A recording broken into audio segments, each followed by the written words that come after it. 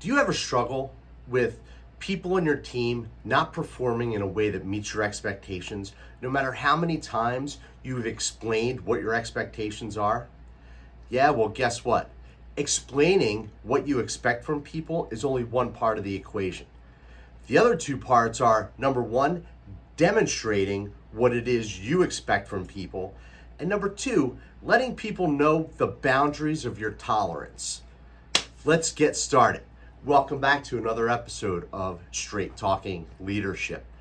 So last week we talked about accountability and how holding people accountable is actually a way of showing that you care for them. You want them to grow. You don't want them to fail. And the same happens too when it comes with the performance of your team and them meeting your expectations. But this time, you're going to start with the accountability looking inward. After you've clearly communicated with your team what we're doing, why we're doing it, when it's supposed to be completed by, and who's accountable for doing it, if those things aren't happening, the first person you have to look at is yourself.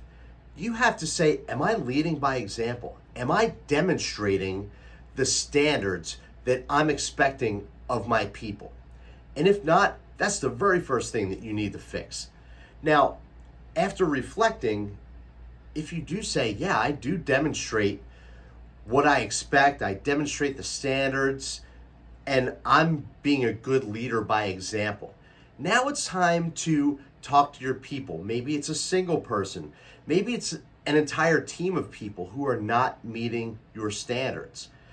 The next thing you have to do is to reiterate what those standards are, what your expectations are.